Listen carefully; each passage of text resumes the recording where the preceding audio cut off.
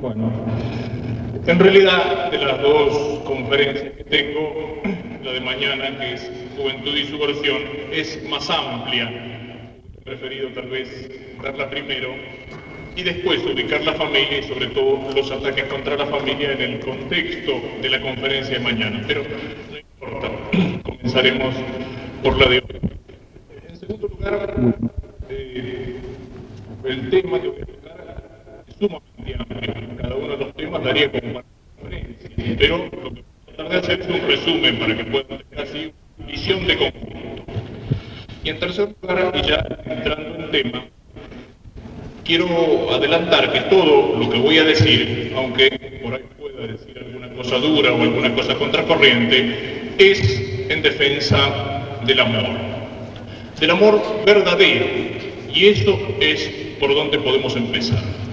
El amor verdadero, o sea, se habla mucho de amor, la palabra amor, qué palabra hermosa la palabra amor, ¿no es cierto? Cuando San Juan quiere descubrir quién es Dios y quiere ponerle a Dios un nombre que dice Dios es amor.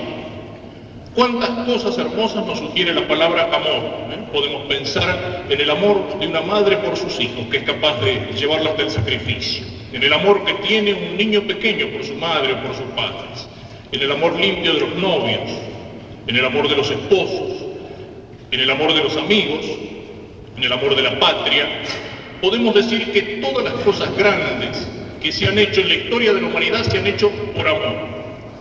Y sin embargo, vamos a encontrar pocas palabras más ensuciadas, más mal usadas, podríamos decir más prostituidas que esta palabra amor.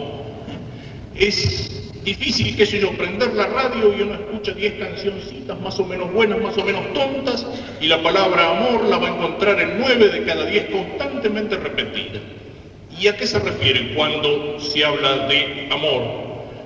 En esas canciones, o en una telenovela, o en una película, o en una revista, o en una novela. ¿A qué es lo que llaman amor? ¿Es el amor verdadero? ¿Es ese amor que indica cosas grandes y que es capaz de llevar a la gente a hacer cosas grandes en la historia? ¿O ese amor es una caricatura del amor verdadero?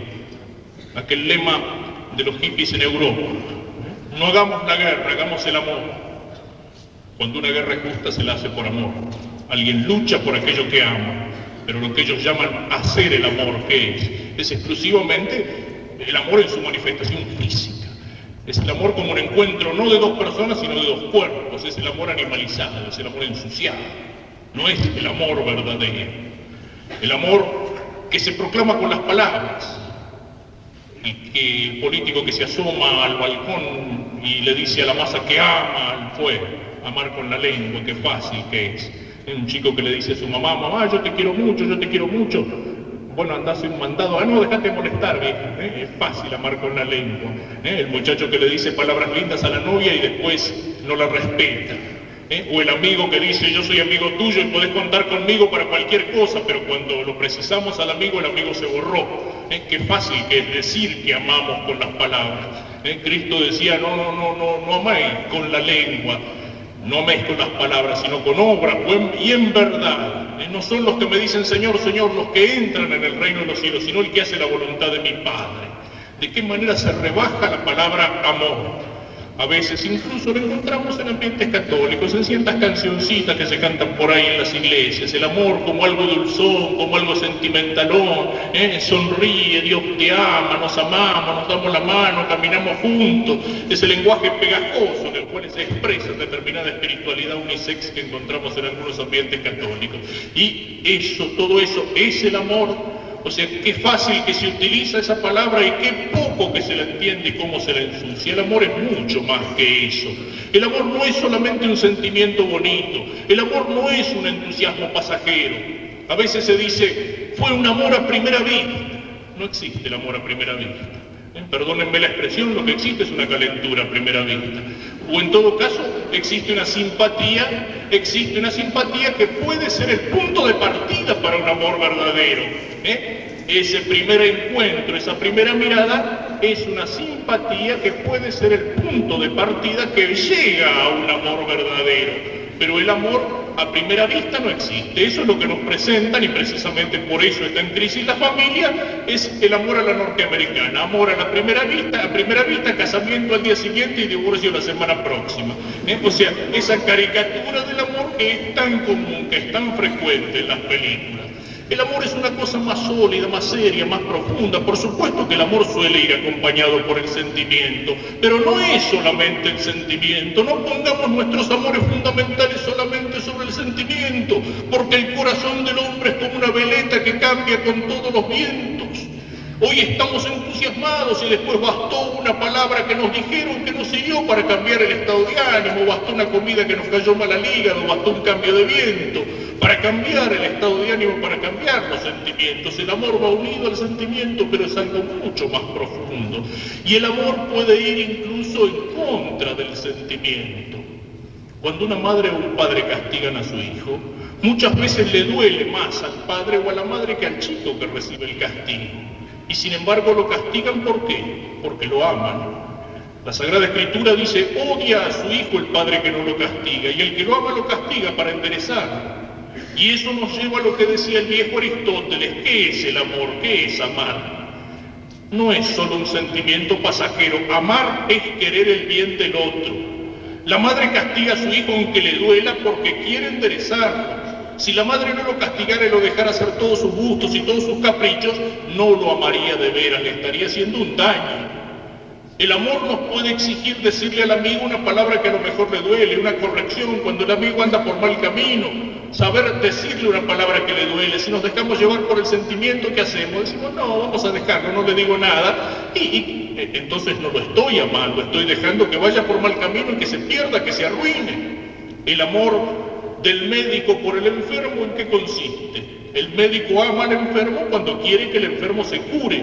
Amar es querer el bien del otro. Y a lo mejor el médico para curar al enfermo tiene que hacerle doler, tiene que hacerlo sufrir. Pero lo hace sufrir y le hace doler ¿para qué? Para que se cure, porque quiere el bien para él. Si el médico se dejara llevar por el sentimiento y dice, no, pobrecito, para que no sufra vamos a darle nada más que una pastilla y no lo curamos nada, y el otro se murió. O sea, amar es querer el bien del otro. El amor es una cosa más seria, más sólida, más profunda que el sentimiento. Tiene momentos donde lo que está en primer plano es el sentimiento. Entre dos novios, entre dos recién casados que se aman, el sentimiento es mucho más fuerte. Pero cuando verdaderamente ese matrimonio camina a lo largo de la vida, en las buenas y en las malas, y lleva un largo camino recorrido, uno encuentra a veces esos viejitos y uno dice, se quieren como si fueran novios. Se quieren más que si fueran novios. Y sin embargo, ¿qué es lo que quieren ahí? Ya no hay belleza en los cuerpos están desgastados, los cuerpos están en plena decadencia, los cuerpos están enfermos, pero han llegado a ser una sola cosa, han llegado a ser una sola alma, un solo espíritu. A través de momentos lindos y a través de momentos difíciles y de momentos de lucha, ese amor se ha ido cristalizando de tal manera que es frecuente, sobre todo en las personas así de mucha edad, que han vivido toda una vida juntos, que cuando murió uno al poco tiempo muere el otro y muere sin estar enfermo, porque de tal modo habían llegado a ser una sola cosa que no podía vivir el uno sin el otro. Y era un amor que no tenía las efusiones, las palabras lindas o los sentimientos que se expresan los novios, pero que había hecho de los dos una sola cosa, en un sentido mucho más profundo que lo que puede ser un enamoramiento pasajero. Por eso decía que lo que digo sobre la familia y lo que digo sobre el matrimonio es en defensa del amor, pero es en defensa del amor verdadero. En segundo lugar, señalo la importancia de este tema. Para nosotros, no solamente como católicos, sino si miramos el orden natural de la sociedad, ¿cuál es la unidad fundamental? ¿Cuál es la primera célula sobre la que se funda la sociedad? Para el individualismo liberal, la primera célula son los individuos. Para el colectivismo marxista, la célula fundamental de la sociedad son las clases, y las clases que se encuentran en lucha, y el individuo no existe, sino que está disuelto en lo colectivo. Para nosotros, cristianos y católicos que miramos y respetamos el orden natural de las cosas, la célula fundamental de la sociedad es la familia. La sociedad está compuesta por familias como el cuerpo está compuesto por células. Y por eso la Iglesia se preocupa de este tema, y por eso el Papa, en todos sus viajes por el mundo, habla y defiende a la familia, y ataca aquellas cosas que destruyen la familia. Porque ¿qué es lo que pasa cuando en un cuerpo las células se enferman? ¿Qué es lo que pasa cuando en un cuerpo las células empiezan a crecer monstruosamente? Ese cuerpo está enfermo, ese cuerpo tiene un cáncer mortal. Y lo mismo pasa en la sociedad. Cuando la familia se enferma, cuando la familia se destruye, esa sociedad está enferma. Cuando se disgrega la familia, una sociedad se enferma, una sociedad tiene un cáncer. Y si eso no se corrige, si eso no se soluciona, si no se restablece la salud para esa célula fundamental de la sociedad que es la familia, nuestra sociedad marcha hacia la disgregación, marcha hacia la destrucción. La restauración de nuestra sociedad, el orden en nuestra sociedad tiene que empezar por ahí, por la restauración de la familia, por el orden en la familia, por la salud en la familia. ¿Y qué es la familia? La familia se funda sobre el encuentro de amor entre el varón y la mujer. Eso es lo que nos da la naturaleza de la cosa. Es lo que encontramos en las primeras páginas de la Biblia, cuando nos dice que Dios creó al hombre y lo creó varón y mujer. Y lo creó el uno para el otro, y los creó para que se amaran, y los creó para que se ayudaran y para que fueran fecundos y para que llenaran la tierra. En esas palabras del principio de la Biblia está dado cómo Dios creó al hombre, es decir, la naturaleza misma del ser humano, que es varón y mujer. Vamos a pensar un poco en esto. Es el orden natural de la sociedad, es el orden natural de la familia. Dios los creó varón y mujer. Y, dice la Escritura, Dios miró lo que había creado y vio que era muy bueno. Lo que Dios ha hecho, Dios lo hizo bueno. Dios quiso que el hombre fuera varón y mujer. Esa diferencia del hombre en varón y mujer es algo bueno, es algo querido por Dios. El sexo es algo bueno, es algo querido por Dios. El amor entre el hombre y la mujer es algo querido por Dios. El matrimonio y la familia es algo que Dios ha querido. Lo digo porque muchas veces cuando los curas hablamos de un tema de esto, o hablamos del sexo, claro, y está el cura señalando el pecado, el sexo es malo. No, el sexo no es malo, es algo creado por Dios. Y cuando se lo mira como algo malo, yo recuerdo hace algunos años estuve en Buenos Aires en un congreso del Consorcio de Médicos Católicos, y al día siguiente el diario La Razón traía una noticia que decía: se reunieron los médicos católicos y condenaron la drogadicción, el sexo y el aborto. Yo decía, pero qué disparate, si hubieran condenado el sexo no serían médicos católicos, ni sé si serían médicos, pero no, ciertamente no serían católicos. ¿Por qué? Porque el sexo es algo creado por Dios. Qué mal que está cuando a veces alguno hablando de estas cosas dice las partes malas del cuerpo. No hay partes malas en el cuerpo, porque todo el cuerpo humano es algo creado por Dios. Y cualquier órgano que hay en el cuerpo humano es algo que Dios puso allí, que Dios le dio una función. Las cosas que Dios las hizo buenas. Eso sí, nosotros podemos ensuciar lo que Dios hizo limpio. Nosotros podemos mirar mal lo que Dios ha hecho bueno. Nosotros podemos manchar lo que Dios ha hecho bueno. Pero las cosas que Dios hizo son todas buenas, aunque nosotros podamos usarla mal. Qué sé yo, podría poner un ejemplo. Recuerdo, hace algunos años estaba yo misionando en algún lugar de mi provincia Entre Ríos, una zona de monte en el centro de la provincia, y celebraba un domingo la misa en el patio de un boliche, un patio que daba hacia la calle, hacia el campo, bajo árboles, era un día de verano, y había mucha gente, incluso como dice Lugones, había hasta gauchos esquivos que escuchaban de a caballo. Y en la predicación me tocó hablar sobre las bodas de Caná, el primer milagro de Cristo, donde Cristo transforma el agua en vino. Entonces les hice notar eso, les digo, miren que el primer milagro de Cristo fue transformar el agua en vino. Él les digo, no hizo al revés, transformar el vino en agua, le dijo eso. Y le digo, eso no es milagro, y hay algunos bolicheros que lo saben hacer muy bien. Después se me enojaron algunos bolicheros de la zona. Y entonces le digo, ¿por qué? Porque lo que Dios hace es bueno. Le digo, y el vino es bueno. Le digo, y la Biblia dice que el vino alegra el corazón del hombre. Y Cristo en esa fiesta transforma el agua en vino para alegrar la fiesta, para que los pobres novios no hicieran un papelón en el día de su casamiento. Entonces quiere decir que Cristo aprecia la alegría. Y cuando estaba hablando en ese tono del vino, ya una buena parte de los paisanos tenía una cara de ganas de aplaudir bárbara, ¿no? Entonces empecé la segunda parte que les gustó un poco menos. Le digo, eso sí, le digo, ustedes se lo imaginarían a nuestro Señor o la Santísima Virgen mamados tirados abajo de la mesa, pero ni pensarlo, le digo, nada más que pensarlo ya nos parece una blasfemia. ¿Qué es lo que pasa? Que el vino es bueno, le digo, pero cuando el hombre usa el vino para emborracharse, para hacerse parecido a un animal o peor que un animal, cuando en el vino se gasta el sueldo, cuando en el vino significa que vuelve borracho a casa para golpear a la mujer y a los hijos. ¿Qué quiere decir eso? ¿Que el vino es malo? No, que lo que Dios ha hecho bueno nosotros lo podemos usar mal. Y como lo decimos del vino, lo podríamos decir de muchas otras cosas. El dinero es algo malo, la plata ganada honradamente con el trabajo y que sirve para llevar adelante una familia es una cosa buena. Pero sin embargo, cuando la plata se pega en el corazón del hombre, ¿cuántas porquerías somos capaces de hacer los hombres por unos pocos pesos?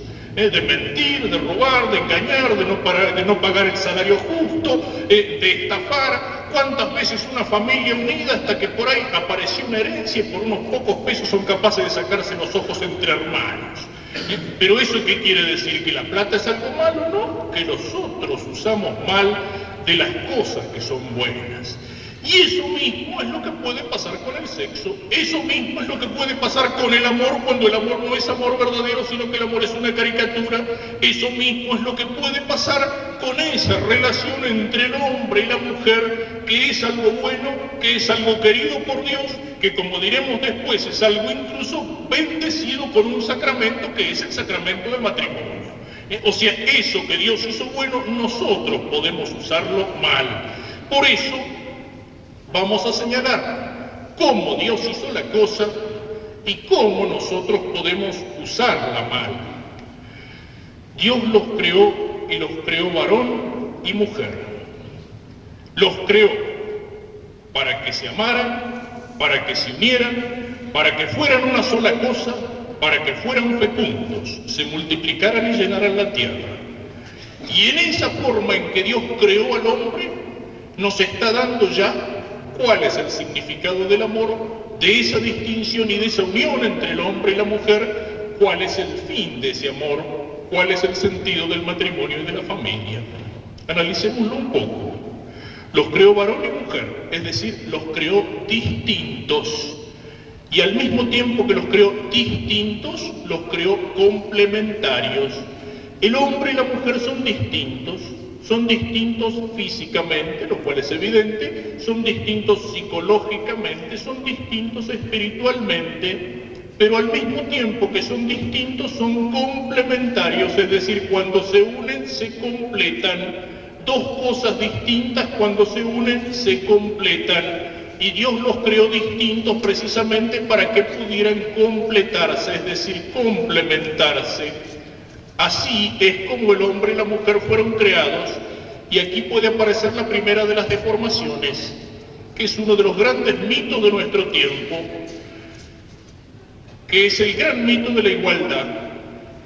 Tanto que se habla de la igualdad entre los hombres, y los hombres no somos iguales. Bueno, somos iguales así básica, fundamentalmente, en cuanto que filosóficamente el hombre es un animal racional distinto de todos los animales.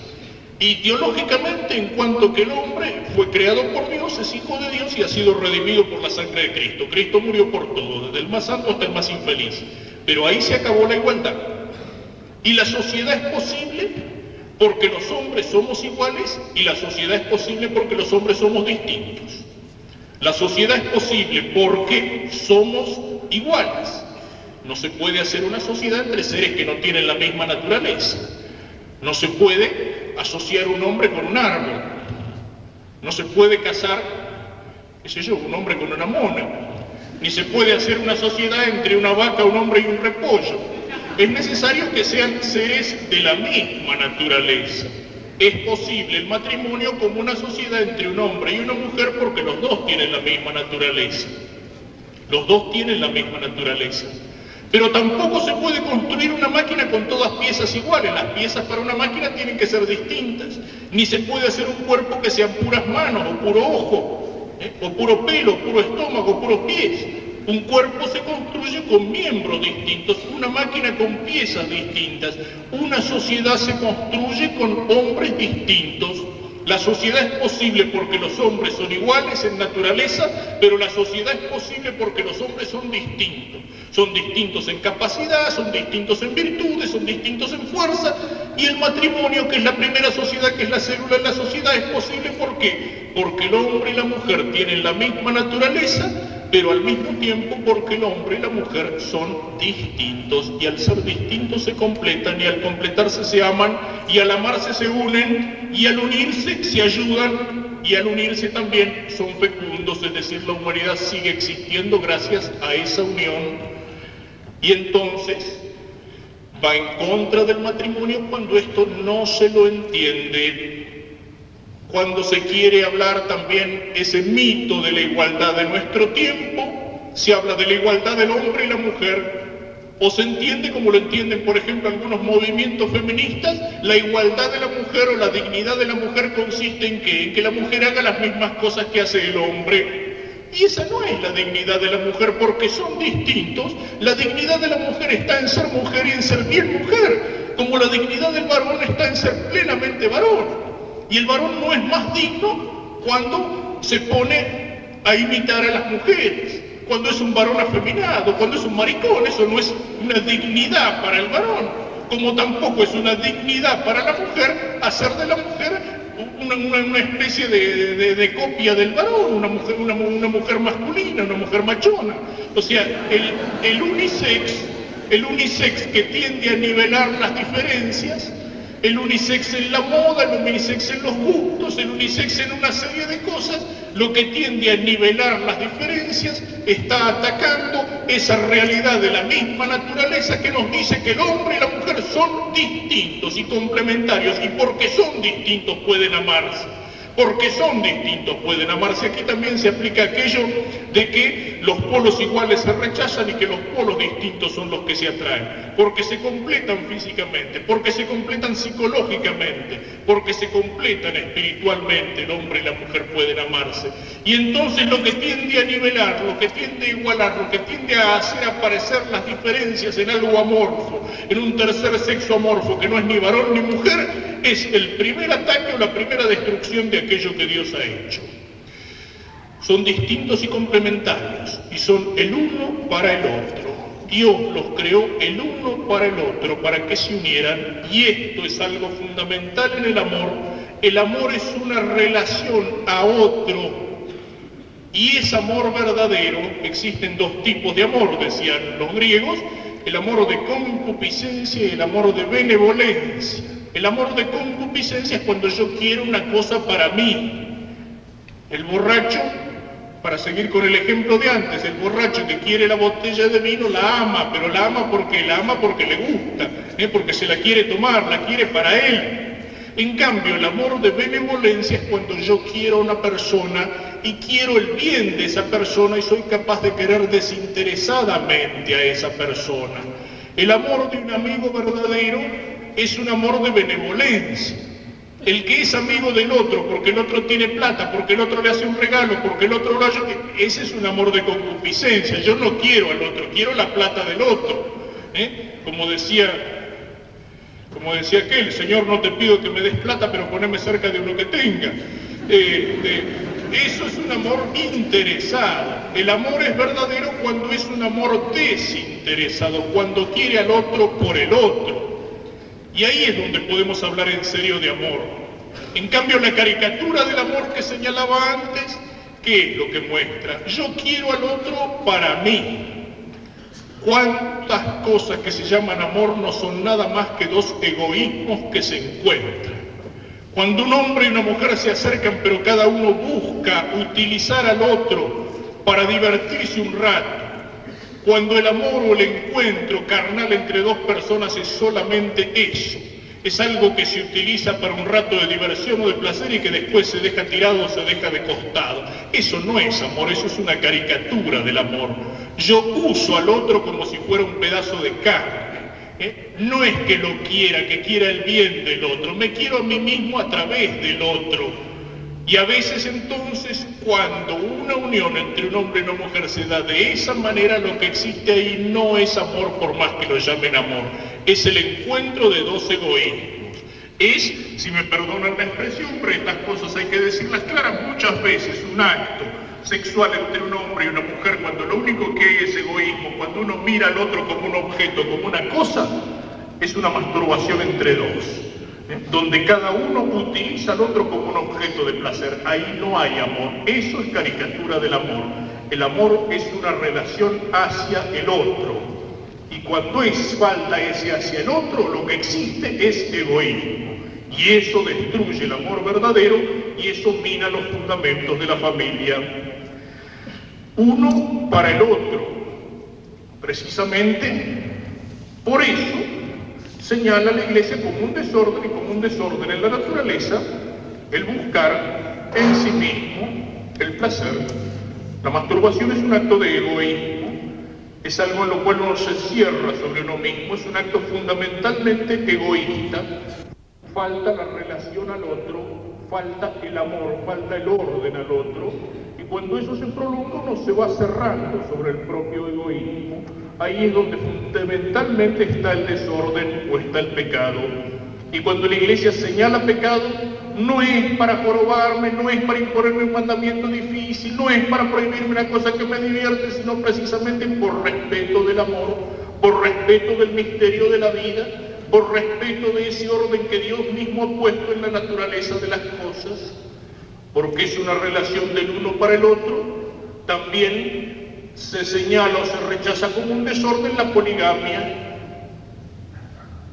o sea, una especie de matrimonio de un hombre con varias mujeres o al revés. Pero eso se da entre los salvajes, entre los primitivos. Abiertamente sí, se da también entre nosotros, de una manera más disimulada, de una manera más discreta. El matrimonio perfecto, como decía alguno, que consiste en un hombre, una mujer y una secretaria. A veces son formas de poligamia.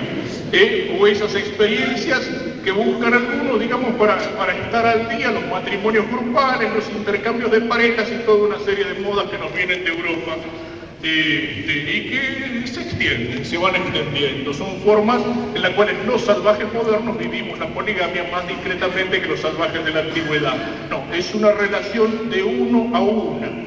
Están hechos el hombre y la mujer para encontrarse y para amarse en serio, no para encontrarse como se encuentran dos animales en medio del campo que se cruzan, no para encontrarse como si fuera una manada indiferenciada de animales, donde el sexo existe en una libertad total, pero donde no se puede hablar de amor. Del uno para el otro, varón y mujer. Y por eso precisamente significa un desorden la homosexualidad, es decir, esa caricatura del amor entre dos varones o entre dos mujeres, que ya decía San Pablo es algo al margen de la naturaleza, es decir, es algo que está en contra de la naturaleza, por más que en nuestro tiempo sea algo que se lo tienda a justificar, por más que existan, como existen esos movimientos que tienden a hacer la dignidad del varón y de la mujer en una igualdad unisex, existen también los movimientos que tienden a justificar la homosexualidad, que ni siquiera la reconocen como enfermedad, por supuesto mucho menos como perversión, sino como un derecho, como algo que se exige incluso orgullosamente, como algo que se quiere imponer. Aquellos lemas de los movimientos norteamericanos homosexuales: yo elegí mi sexo y usted, como diciendo, usted es un pobre infeliz que se conformó con el sexo con el cual nació, en cambio yo lo elegí, yo lo cambié. O sea, esas cosas que entran en la sociedad, primero como una moda, primero como una corrupción, ha sido característico de todos los momentos de crisis de la sociedad. Cuando la homosexualidad se difunde, cuando crece, cuando entra, cuando penetra en una sociedad, cuando empieza a ser carne, esa sociedad está en crisis. Es algo que muestra la historia de todas las decadencias, de la decadencia de los griegos, de la decadencia de los romanos, de la decadencia de los califatos árabes en España. Es esa presencia penetrada en todos los ambientes de la sociedad. Y en nuestro tiempo, cuando en algunos países incluso se reconoce esto como matrimonio, cuando pueden casarse, como pasó hace algunos años en algún equipo de fútbol que participó en el Mundial, pueden casarse entre ellos dos de los jugadores. Cuando en el ejército inglés un oficial puede presentar a otro oficial diciendo que le presento a mi señora, el teniente fulano. Bueno, hay algo que no funciona en una sociedad. hay algo que no funciona, y al principio empiezan por exigirlo como un derecho, empiezan por exigirlo como, bueno, respétenme, yo soy así, no tienen por qué señalarme, por qué mirarme como un bicho raro, pero después lo que empiezan exigiendo como un respeto terminan queriéndolo imponer, o sea, al final terminan con que los normales son ellos y los anormales son todos los demás, o sea, los anormales son aquellos que creen que el sexo que uno recibió es aquel que le corresponde desempeñar en la vida y le corresponde llevar adelante en la vida. Es decir, lo que se empieza exigiendo como un derecho para algunos, para una minoría, al final terminan queriendo imponerlo. Leí hace unos años en una revista alemana, decía que un señor ya grande llega a una oficina de emigración en Alemania y dice, bueno, yo me quiero ir del país y vengo para hacer los trámites. Y le dice, ¿por qué se quiere ir del país, señor? Mire, en tiempo de mi bisabuelo la homosexualidad tenía pena de muerte. Quiero ir antes que sea obligatoria.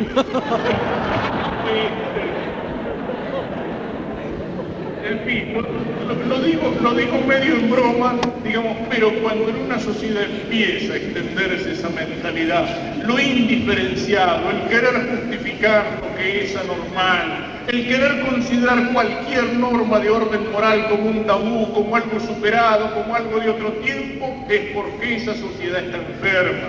Es porque esa sociedad no respeta aquello que Dios ha puesto en la naturaleza misma de la cosa. Y ahí no es amor verdadero, el encuentro entre dos personas de distintos sexos. Incluso psicólogos que justifican esto, y lo justifican con las excusas más absurdas. Recuerdo haber leído en un psicólogo que decía, no existen dos sexos. Existen 200 y pico de sexos, no recuerdo el número exacto, diferenciados en dos grupos principales. Y eso dicho en lenguaje científico, ¿a qué tendría? Es decir, bueno, entonces en esos dos grupos principales hay uno que es más, otro que es más menos, otro que está más en el medio y otro que ya viene mezcladita la cosa, entonces por ahí se justifica cualquier cosa. Pero incluso ese tipo de psicólogos conocen y saben que difícilmente una pareja homosexual, cuando se llega al matrimonio, difícilmente dura.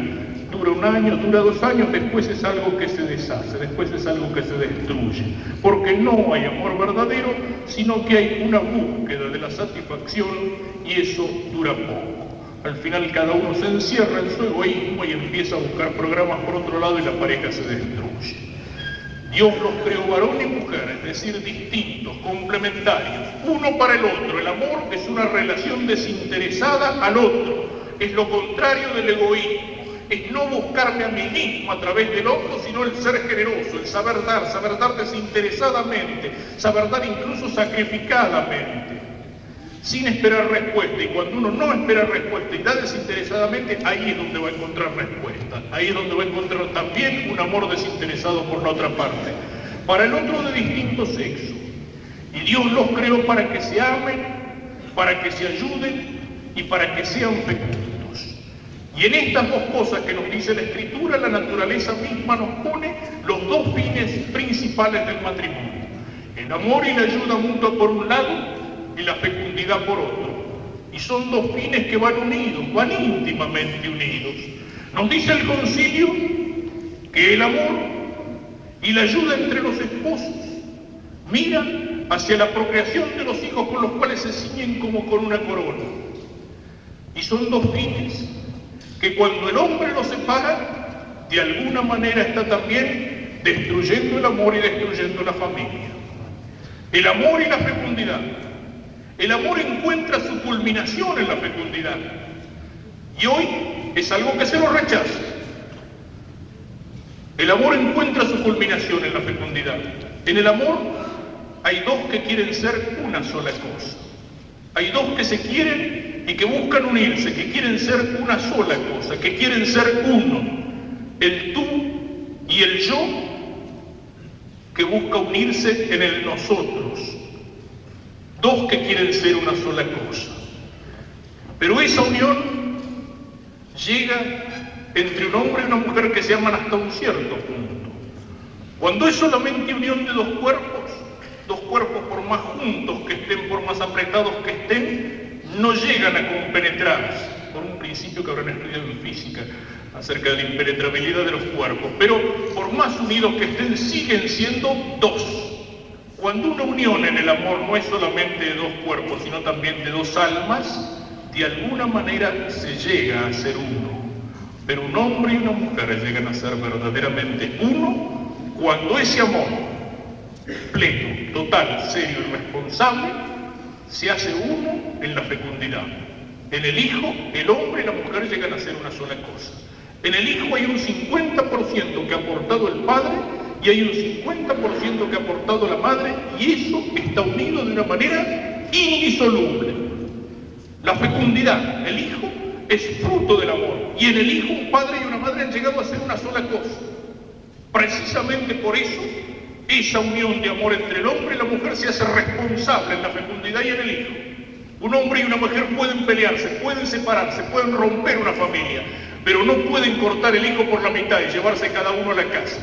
La mitad, aquello que aparece en una escena de la Biblia, ¿no es cierto? Aquellas dos mujeres que discutían acerca de cuál era el hijo, porque uno de los dos había muerto, dormían juntos. Y el sabio rey Salomón manda llamar a un soldado, le dice: saca la espada, corta al chico por la mitad y dale la mitad a cada uno.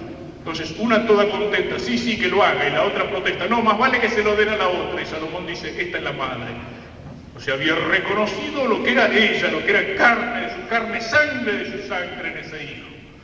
En fin, ya que conté algún cuento en mi pago, me acuerdo también que eso pasó con un comisario de un pueblito corriente, al cual le vinieron dos mujeres con el mismo problema. Pero el comisario era leído y sabía bien la Biblia. Y dice: sí, yo la voy a arreglar, vamos a ver de quién es el hijo. Y dice: a ver, sargento, y se venga para acá. Saca el machete, me parte el murieste por la mitad y le entrega la mitad a cada una. Y las dos mujeres que disputaban la maternidad se quedaron calladas las dos. Y ninguna dice nada. Y el sargento dice: pero señor, dice, ¿cómo voy a hacer ese crimen, esa barbaridad? Dice: llévatelo, che, sargento, la mamá sos vos.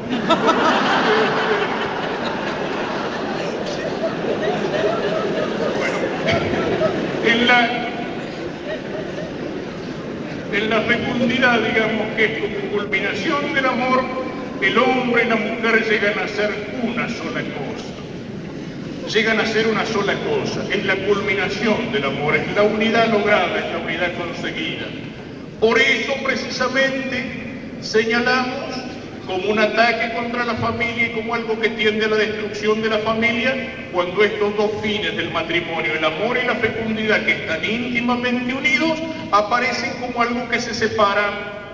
Por una parte se pueden separar esos dos fines cuando se deja de costado el amor y se pone el acento en la fecundidad. Y por eso ya el Papa Pío XII, frente a los primeros experimentos de fecundación artificial o de fecundación in vitro, el Papa Pío XII señalaba diciendo: cuidado, esto es algo que va contra la naturaleza. Y uno puede decir, porque en estas cosas a veces más que con la razón juzgamos por el corazón, bueno, pero pobre familia que tiene una obturación de trompa, que tiene tal problema, ¿por qué no pueden tener un hijo si para eso se recurre a la fecundación artificial, al bebé probeta, a la fecundación in vitro? Porque ahí se ha separado artificialmente el amor de la fecundidad. Y este caso, el de la fecundación artificial, que puede aparecer como algo sentimentalmente justificable, no es sino una puerta abierta para un campo tremendo, y que cuando uno entra en ese campo, y pueden entrar, digamos, en ese campo, no técnicamente, sino a través de una novela, por ejemplo, como Un Mundo Feliz de Huxley, donde muestra, digamos, proyectando la imaginación, pero sobre hechos reales, donde muestra una sociedad donde los hombres se fabricaban así, se fabricaban en probeta y eran manipulados desde el momento mismo de su concepción. Todo lo que Huxley cuenta en su novela es pequeño al lado de lo que uno puede leer en el campo de la ingeniería genética, donde se empieza por esa fecundación artificial del óvulo, la fecundación in vitro. Pero después viene que esa fecundación ya no es homóloga, es decir, entre los dos esposos, sino que es heteróloga, es decir, recurriendo al semen de un donante. Y después aparecen los bancos de semen, y después aparecen los experimentos para lograr la fecundación clónica, es decir, una fecundación en el cual el padre es al mismo tiempo el padre o la madre, porque se fecunda el óvulo con una célula no sexual tomada de otra parte del cuerpo, donde es la misma persona, padre o madre, la que aporta el juego completo de cromosomas. Y después aparecen los experimentos, y son experimentos que se realizan en algún lado para superar las barreras específicas, es decir, para conseguir una fecundación interespecífica. Esto que les digo está escrito en el libro de tal Flexner, Ética del control genético, que tiene prólogo de un genetista norteamericano, premio Nobel, un tal Joshua Lederberg, y donde dice se puede llegar a superar, y estamos trabajando en eso, la barrera entre las especies, es decir, aquello que decía antes, no se puede casar un hombre con una mona o una mujer con un mono. Estos genetistas norteamericanos trabajan para lograrlo, o sea, para lograr la fecundidad interespecífica. Y la ventaja que proponen, dice, de ahí podría salir una raza de homínidos que fueran utilizados para los trabajos inferiores en la sociedad. Es decir, producir una especie de híbrido de hombre y de animal. Y todo un amplio campo en este terreno, en el de la ingeniería genética, que, ya lo digo de veras, va más allá de las peores novelas de ciencia ficción, y que si uno se mete a leer en ese terreno, y yo lo que he mencionado son 3 o 4 ejemplos tomados al azar, a uno se le ponen los pelos de punta y dice, ¿hacia qué humanidad estamos marchando? Y es precisamente una consecuencia de esa separación entre los dos fines del matrimonio, el amor y la fecundidad. Y lo mismo podemos decir cuando se deja de lado la fecundidad y se quiere justificar el matrimonio en un amor que no es fecundo. Este es un tema muy amplio, pero me limito a señalarlo. En nuestro tiempo existe un particular rechazo de la fecundidad. En nuestro tiempo es muy común que los novios o las novias se reúnan poco tiempo antes del matrimonio, no tanto para pensar en los hijos que un día van a tener, sino para pensar en cómo pueden hacer para evitarlos y en intercambiar recetas. Es cierto que en nuestro tiempo hay muchas dificultades de distinto tipo, que hay dificultades económicas, que hay un montón de problemas, pero también es cierto que hay un tremendo egoísmo, que hay un profundo egoísmo.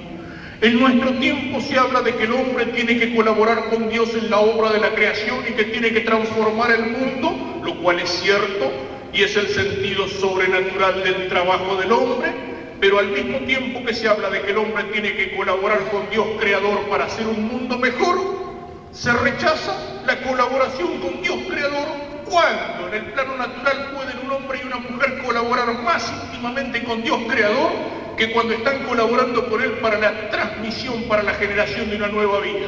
No existe otra colaboración más íntima con Dios creador que esa colaboración.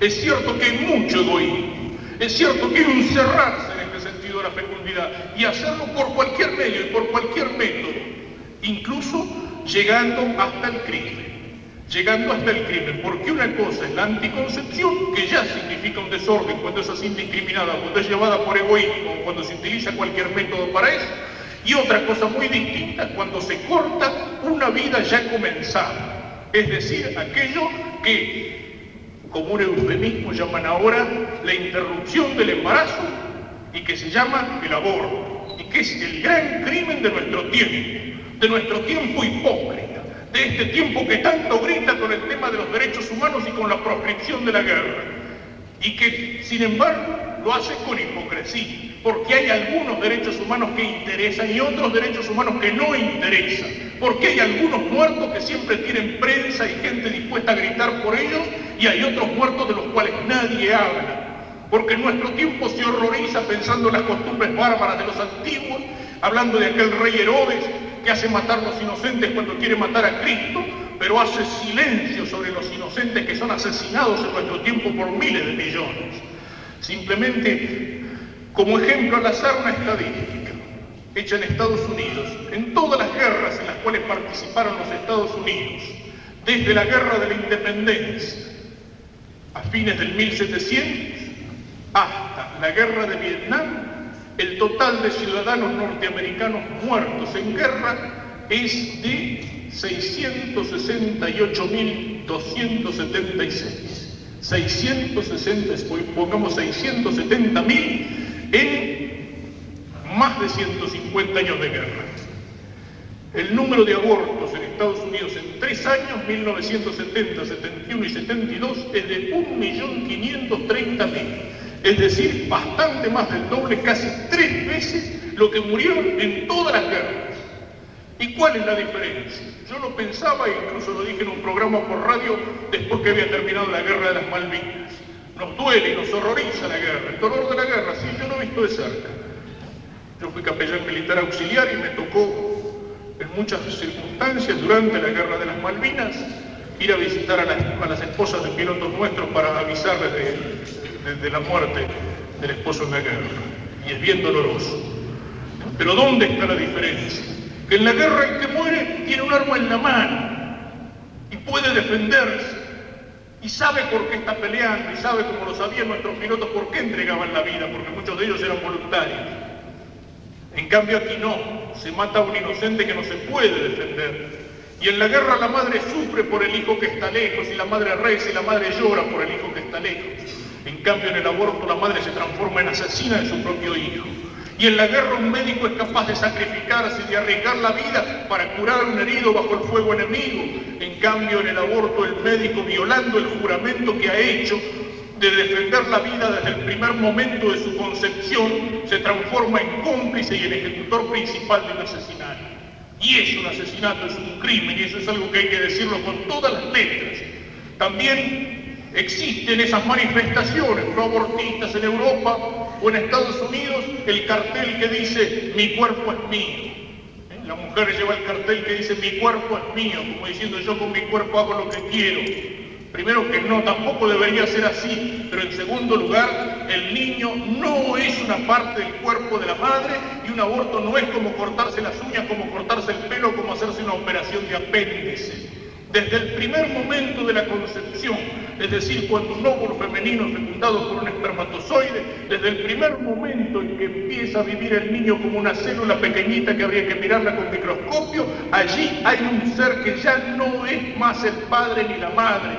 Hay un ser que tiene aquello que es un descubrimiento de no muchos años atrás, aquello que se llama el código genético, y que es el código que está dado por la combinación de los ácidos ribonucleico y desoxirribonucleico, y que ya existe desde el primer momento de la fecundación. ¿Y qué quiere decir ese código genético? Que ese nuevo ser ya está allí totalmente programado. En ese ser unicelular o bicelular, en ese óvulo fecundado, en ese cigoto, ya está allí todo lo que va a ser el ser que se va a ir desarrollando. Está el color de los ojos, el color del pelo, están las características físicas y las características psíquicas que ese niño hereda de sus padres, de los dos. Y desde el primer momento en que empieza a circular la sangre en un ser que se está gestando, puede ser que el grupo sanguíneo sea distinto del grupo sanguíneo de la madre, y sin embargo no hay ahí rechazo. Ya es un ser distinto, no es una parte del cuerpo de la madre, no es un montón de células, es una vida que ha nacido, es una vida que se está generando.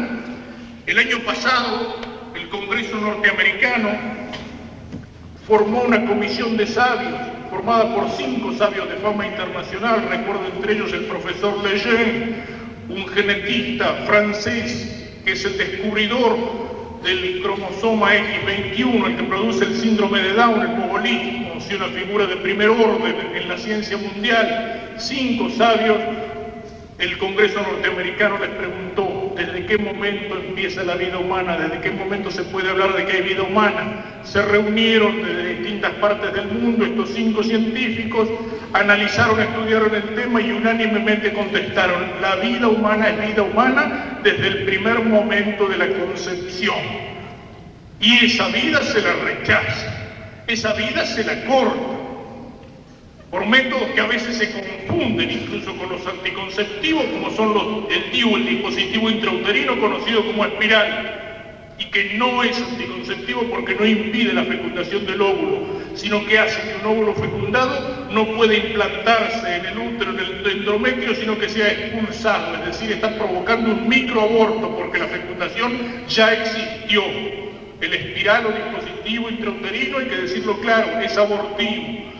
Pero estos son los muertos por los cuales nadie protesta, ni la Amnistía Internacional, ni las comisiones de derechos humanos, ni los tribunales de las Naciones Unidas, ni la prensa. No protestan, no hablan de esos 1,5 millones de niños que millones que son asesinados. Para mencionar una estadística argentina, el año pasado en el Hospital Rojo de Buenos Aires, que es un hospital de cancerología, sobre un grupo de mujeres que habían llegado al momento de la menopausia, es decir, que habían terminado su ciclo fértil, se hizo una estadística. Cada una de esas mujeres, entre esas mujeres el promedio era que cada 2 hijos había uno que amordazaba abortos. O sea que de cada 3 embarazos, un poco más de un aborto. Si esa estadística se puede repetir en otros lugares de la Argentina, cada 3 vidas, por lo menos una, es cortada desde antes de su nacimiento. Es algo que hay que señalar, ya va a aparecer este tema entre nosotros, ya será una de las consecuencias de la normalización. ¿Por qué se callan sobre eso? ¿Por qué cuando se pregunta y se ha preguntado públicamente y se ha preguntado con miles de firmas, la mayor parte de los políticos evitan hablar sobre estos temas? Como si no tuvieran importancia. Se les pregunta sobre el divorcio, bueno, no nos vamos a pelear por eso, no vamos a dividir a los argentinos por ello. Se les pregunta sobre el aborto, bueno, eso no tiene importancia, yo qué sé, eso está en la conciencia de cada uno. En las plataformas hablan sobre cualquier cosa, pero no se habla sobre la familia. Y si hablan, hablan con ambigüedad.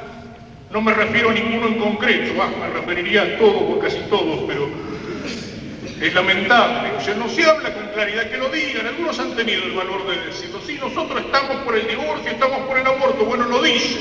Un católico sabe a qué atenerse. Pero la mayor parte no hablan. Y cuando les preguntan, dan una serie de vueltas, contestan con ambigüedad, eso se escapan. No se es claro en eso, no se quiere hablar de eso, no se quieren decir las cosas con claridad. Son los 2 fines del matrimonio, entonces, y 2 fines que van íntimamente unidos, el amor y la fecundidad. Y cuando entra una mentalidad de antinatalidad, de rechazo de los hijos, de mirar al hijo como un problema, de mirar al hijo solo como algo que hay que evitar, y cuando entra la pérdida por el respeto de la vida hasta el momento de asesinar al hijo en el vientre de su madre, una sociedad está enferma, está gravemente enferma. ¿Saben qué es lo que viene después del aborto? Es decir, cuando se empieza cortando la vida en su origen, después de eso viene la eutanasia. Eso es algo que ya corre, que está corriendo cada vez más en Europa. Es decir, la eliminación de los ancianos, la eliminación de los viejos, la eliminación del que se encuentra enfermo. Hay un tal Crick, que es precisamente el descubridor de estos ácidos ribonucleicos y desoxirribonucleico, premio Nobel de Medicina, Francis Crick, que mira las 2 puntas de la vida y dice: debería considerarse la posibilidad de dar una nueva definición del nacimiento, fijando la fecha en 2 días después del parto. Así se podría examinar a los recién nacidos que no son seres humanos en el verdadero sentido de la palabra y administrar la eutanasia a los que naciesen deformes o con cualquier tara. Proposición del señor Francis Crick, médico y premio Nobel de Medicina. Y el mismo Crick dice: habría que situar la muerte legal, por ejemplo, a los 80 años, momento a partir del cual los médicos podrían ser eximidos de la obligación de intentar prolongar la vida del paciente. ¿Por qué se habla así o por qué no se habla de esto? Hay muchos intereses detrás de esto. Aquí tengo un artículo acerca del problema de la anticoncepción y del aborto que señala los intereses internacionales que hay detrás de esto. La Fundación Rockefeller, en primer lugar. La Fundación Rockefeller posee el control de las grandes firmas que fabrican los productos anticonceptivos: Robin, Xerox, Upjohn, Weintraub, Dalton, Schill. Mientras más liberales sean las leyes, más crecerá este mercado. Un mercado fabuloso que ha reportado a las compañías 90 millones de dólares en 1966. Por eso se tapa las consecuencias médicas que tiene el uso de la píldora. Hay intereses detrás de eso. Tengo aquí una bonita frase del presidente Johnson en las Naciones Unidas, pronunciada el 25 de junio de 1965. Fundemos nuestra acción sobre el hecho de que $5 para el control de la población equivalen a $100 para el desarrollo económico. Y es mucho más fácil distribuir las píldoras que comprar las materias primas a su justo precio. Más fácil limitar el número de vivientes que repartir el pan en la mesa de la humanidad. Hay intereses detrás de todo esto, sobre todo para nuestros países, para nuestras patrias, que son sándwiches en el juego, en la lucha de las grandes potencias imperialistas. Entonces, Dios los creó varón y mujer, distintos y complementarios el uno para el otro de distinto sexo, para que se amen, para que se ayuden y para que sean fecundos. Y si miramos esa fecundidad, nos damos cuenta que el cachorro humano es el más infeliz de todos los cachorros. Mientras los pájaros, mientras los cachorros del animal a los pocos días pueden defenderse solos, el cachorro humano necesita del padre y de la madre, no solamente durante unos días, sino durante muchos años. Y no solamente para comer y para estar sano y para vestirse y para crecer, sino que lo necesita para la educación, lo necesita para crecer culturalmente, para aprender a hablar, para recibir la primera educación en su conducta, en lo que va a ser el día de mañana. Y eso es irreemplazable. ¿Y qué es lo que nos muestra esa necesidad del cachorro humano? Precisamente que esa unión de amor entre el hombre y la mujer no puede ser una unión pasajera, es una unión que es responsable, es una unión que es fecunda, es una unión que es responsable en los hijos, es una unión que es estable. Y esto no solamente porque la Iglesia lo diga así, está en la misma naturaleza de la cosa, que un hijo necesita de su padre y de su madre, que no basta una madre sola, un padre solo, hay veces en que tienen que hacerlo, bueno, pero no basta para educar a un hijo, es necesario que sean los dos los que estén en la educación del hijo. Entonces, precisamente, cuando se mira el tema del divorcio, también es algo que suele salir en los diarios. No, yo estoy en contra del divorcio porque soy católico. La unidad y la indisolubilidad del matrimonio no es solamente un problema religioso, es algo que está en la naturaleza misma de la unión del hombre y la mujer, en la naturaleza misma de ese amor, si ese amor es responsable, si ese amor no es un encuentro como el de los animales que echa un hijo al mundo para después desinteresarse de ese hijo. Ese es el aspecto que no se muestra del divorcio. Se habla del problema de los esposos, pero no se habla del problema de los hijos. Y ese problema, ¿cuántas veces lo tiene que encontrar el sacerdote? Recuerdo una vez, yo iba caminando en Buenos Aires por la calle y una chiquita así me para por la calle y me dice, habría visto algo en la televisión, me dice, señor, ¿usted es un papa? Yo le digo, no, mira, gracias a Dios que no, yo soy un sacerdote nomás. El papa hay uno solo y está en Roma, me dijo. Y se quedó mirándome. Y yo entré en un negocio, en una librería, y entra detrás mío y me dice, sacerdote, ¿le puedo hacer una pregunta? Tenía un susto bárbaro la chica. Le digo, ¿qué te pasa, querida? No, dice, resulta que yo en mi casa, mi papá tiene una mamá que no es mi mamá. Y mi mamá no está en mi casa. Y yo le quiero más a mi mamá, pero no me animo a decírselo a mi papá porque mi papá se pone triste. Yo pensé en ese momento qué inmensa tragedia había en esa chica que a su edad y con tanto susto era capaz de parar a un desconocido por la calle para preguntarle qué hacía en esa circunstancia. O sea, esa fecundidad tiene que ser una fecundidad responsable. Y sobre esto que está en la naturaleza misma de la cosa, ahí viene lo religioso. Recién aquí, todo lo que he señalado hasta aquí, está en la naturaleza del hombre y de la mujer y del amor del hombre y de la mujer y de la familia. Seamos o no seamos católicos, si miramos y respetamos la naturaleza de las cosas tales como han sido hechas. Si somos católicos sabemos que encima de eso hay un sacramento. Es decir, que Cristo a esa unión de amor entre el hombre y la mujer la bendijo con un sacramento, es decir, con un canal de gracia para fortalecerla. Y ese sacramento, dice San Pablo en la carta a los Efesios, es un sacramento grande que muestra la unión de Cristo con la Iglesia. Es decir, la unión de amor entre el hombre y la mujer, cuando Dios la bendice con el sacramento del matrimonio, muestra la unión de Cristo con la Iglesia. Y aquí podemos resumir qué es la visión cristiana del matrimonio. ¿Cómo es el amor de Cristo con la Iglesia? El amor de Cristo con la Iglesia, en primer lugar, es un amor total. El amor del hombre y la mujer, ya lo hemos insinuado, pero lo señalo ahora con más fuerza, tiene que ser un amor total, es decir, un amor en cuerpo y alma. Si no, no es amor verdadero. donde solamente se aman los cuerpos, no hay un amor verdadero, hay una caricatura del amor. Si uno solamente se enamora de un cuerpo bonito, cuidado, porque después cuando el cuerpo pasa de la forma de la guitarra a la forma del barril, el amor se acabó, si uno solamente se había enamorado de la forma bonita que tenía el cuerpo. No hay ahí un amor verdadero, el amor tiene que ser total en cuerpo y alma. Y cuando dos almas llegan a ser una sola cosa, ahí sí, ahí pasa aquello que decíamos antes, de que con el tiempo el amor va creciendo, a pesar de que los cuerpos, bueno, también van creciendo. El amor de Cristo y de su iglesia es un amor total, es un amor entre dos personas. El amor tiene que ser entre dos personas y no solo entre dos cuerpos. El amor de Cristo y de su iglesia es un amor definitivo. Esa unión entre el hombre y la mujer que se hace responsable en los hijos, y por eso no es un encuentro pasajero, sino que es un encuentro definitivo, de una vez para siempre. El sacramento la bendice y la refuerza. Cristo le dijo a los judíos, Moisés permitió repudiar a la mujer, dice, al principio no fue así, Dios los hizo para que fueran una sola carne, y Cristo confirma con su palabra esa unión cuando dice, lo que Dios ha unido, que no lo separe el hombre, que no lo separe el hombre. El problema no está solamente en el divorcio, no sé si son ciertas las cifras que dan, por ejemplo, Alfonsín, de que hay 2 millones de divorciados.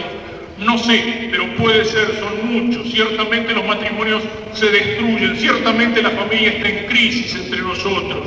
Pero el problema no está en poner la cosa en el divorcio. El divorcio es abrir una puerta. El divorcio es hacer fracasar a muchos matrimonios que van al matrimonio pensando, y bueno, vamos a hacer la prueba. Total, si fracasa siempre tenemos una puerta para disparar.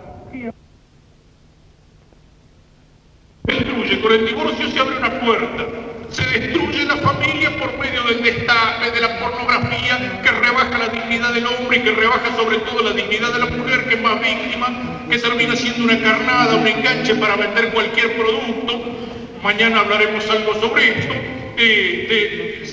Primero se ensucia el sexo, se ensucia el amor, se rebaja, y después, claro, la solución es el divorcio. Es un amor que no traiciona. Esta es otra de las cualidades del matrimonio cristiano. El matrimonio cristiano tiene que ser un amor fiel. Recuerdo que precisamente en alguna de mis capellanías militares me contaba un capitán de Fuerza Aérea la discusión que había tenido con un oficial superior. Estaban un día en la mesa y este hombre lo ubicaban bien como católico y que invitaba gente a retiros y no sé qué, a pesar de que había sido bastante vago antes del primer retiro que hizo, y bastante aventurero. Y un oficial superior, hablando en la mesa, lo mira de reojo y dice, sí, dice, porque al oficial que no le gustan las mujeres es un sarnoso. Y me decía el capitán, yo me hice el burro, como diciendo, la cosa no viene para mí. Pero el otro la repitió 2 y la repitió 3 veces. Y entonces me decía el capitán, bueno, yo tuve que tomar la cosa porque ya era demasiado evidente. Disculpe, señor, dice, pero yo no estoy de acuerdo. ¿Con qué, capitán? Le dice el otro irónico, no estoy de acuerdo con lo que usted está diciendo, de que el oficial que no le gustan las mujeres es un sarnoso. Dice, para mí, dice, o es un maricón o es un mentiroso. Dice, ahora eso sí, dice, yo soy casado, dice, me gustan muchas otras que no son mi señora, pero yo soy fiel y me la aguanto, y no se crea que es fácil. Dice, pero eso es ser hombre. Y el otro se quedó sin saber qué decir. Para Pior, yo tenía el día siguiente para los oficiales una charla parecida a esta, comienzo de una serie de 3 charlas para ese grupo de oficiales. Yo no sabía nada oficialmente, de modo que toqué el tema y revolví bastante. El oficial superior que había hecho la broma no apareció más en ninguna de las otras charlas. O sea, tenía un sentido de fidelidad. La unión de amor de Cristo con la Iglesia es total, definitiva, fiel y sacrificada. Cristo se une con la Iglesia en el sacrificio de la cruz. Y eso es algo que está presente en la vida del cristiano y es algo que está presente en el matrimonio cristiano. No hay vida cristiana sin cruz. Y yo diría más, no hay vida humana sin cruz. Y a veces la tentación de este tiempo es querer hacer un cristianismo fácil, un cristianismo sin lucha, sin esfuerzo, un cristianismo aguado, un cristianismo en el cual se ponen entre paréntesis algunas verdades de la fe y se ponen entre paréntesis 2 o 3 mandamientos que nos resultan más difíciles. Y no solo eso en el cristianismo. La vida fácil, la vida cómoda, la vida acostumbrada a la diversión, al placer, a la falta de esfuerzo. Hay estadísticas en Buenos Aires de que entre un 20 y un 25% de la población tiene algún tipo de tratamiento psicológico, de tratamiento psiquiátrico o toma algún tipo de pastillas estimulantes para mantener el temperamento, y de ese 20 o 25% la mayor parte es lo que se llama estrés o neurosis depresiva, que significa que una falta de adaptación al ambiente social, una falta de capacidad de esfuerzo, capacidad de lucha. Cuando uno se encuentra con un problema, en lugar de enfrentar el problema y de luchar y de superarlo, uno renuncia, va pegando la curva, lo esquiva, y así la voluntad se va debilitando y el hombre va entrando en un vértice depresivo que puede llegar a ser una verdadera enfermedad. ¿Por qué? Porque cada vez se sabe menos luchar, porque en nuestra sociedad estamos acostumbrados a muchas comodidades y a las cosas fáciles. Entonces, donde aparece el primer inconveniente, tiramos la toalla, tiramos la esponja. Y eso es lo que pasa en tantos matrimonios. Hace algunos años atrás, el momento de crisis de un matrimonio era después de 10 años de casado. Ahora es frecuente que un matrimonio dure 1 o 2 años y al primer inconveniente que salió, la primera discusión seria, el primer problema, puma, reventó y se fue cada uno a su casa y la cosa se acabó. No hay capacidad de esfuerzo, no hay capacidad de sacrificio, no hay capacidad de lucha. Algunos piensan, van al matrimonio con una inmadurez total. Piensan en el momento en que se casan que el matrimonio va a ser una especie de noviazgo de luna de miel que va a durar toda la vida. Y no es así. Es una unión en las buenas y en las malas, en la salud y en la enfermedad. Eso está en el ritual de la iglesia y está en la realidad. Y un amor se hace firme cuando es así, cuando es en las buenas y en las malas. Cuando dos hombres, cuando un hombre y una mujer marchan juntos en los momentos de alegría y cuando marchan juntos en los momentos difíciles, cuando saben perdonar, cuando saben superar una dificultad, cuando sabe cada uno comprender al otro, cuando saben reconciliarse y volverse a encontrar, así se forja un amor, así se forja una amistad verdadera, en la lucha, en la dificultad, en el esfuerzo, en la cruz. Si queremos todo fácil, todo regalado, somos incapaces de enfrentar la vida, somos incapaces de enfrentar la lucha, somos incapaces como cristianos de cargar la cruz.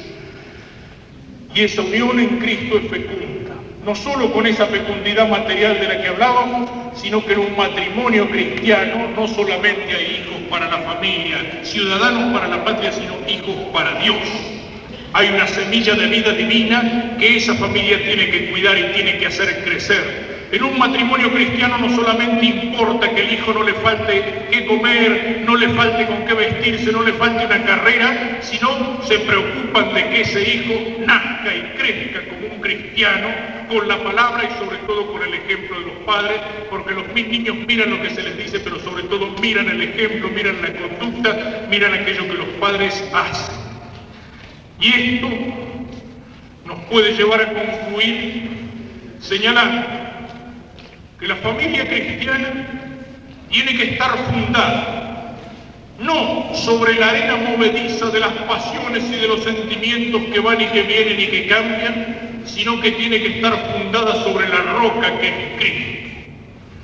Tenemos que pensar que cuando una parejita de novios cristianos viene delante del altar en la iglesia para pedir la bendición de Dios sobre la familia que nace, los que se comprometen no son 2, son 3, y no como el matrimonio postizo que decíamos antes. Son 2 aquí en la tierra y 1 en el cielo. Son los esposos nuevos, los novios, los que se comprometen para ser fieles, para amarse, para ser fecundos, para seguir juntos adelante, cueste lo que cueste. Pero también Cristo desde el cielo se compromete con ellos.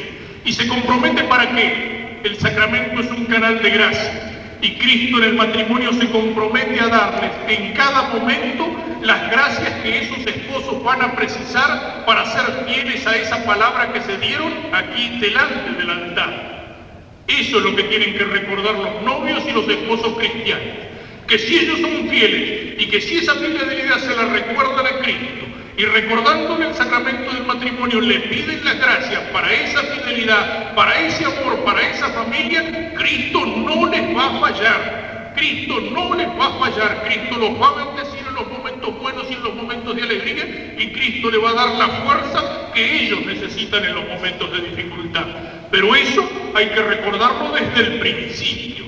Eso es recordarlo desde el primer momento del matrimonio para no tener que recurrir cuando ya es demasiado tarde, cuando ya las cosas se han dejado correr, cuando ya el amor ha muerto, cuando ya uno se ha metido en una situación sin salida, entonces sí viene, uy, ¿qué hago? Mira la situación en que me encuentro. No, esas cosas hay que mirarlas desde el primer momento. Y entonces, si tenemos en cuenta ese orden natural que señalábamos al principio y la bendición de la gracia de Cristo sobre eso, tenemos lo que es para nosotros como cristianos fortalecer, sanar y restaurar esa familia que es la célula fundamental de la sociedad y que cuando se enferma y se disgrega es un signo de una sociedad en disgregación, de una sociedad cancerosa, y que cuando es fuerte o recupera la fuerza y la salud es signo de que esa sociedad está empezando a recuperar su salud.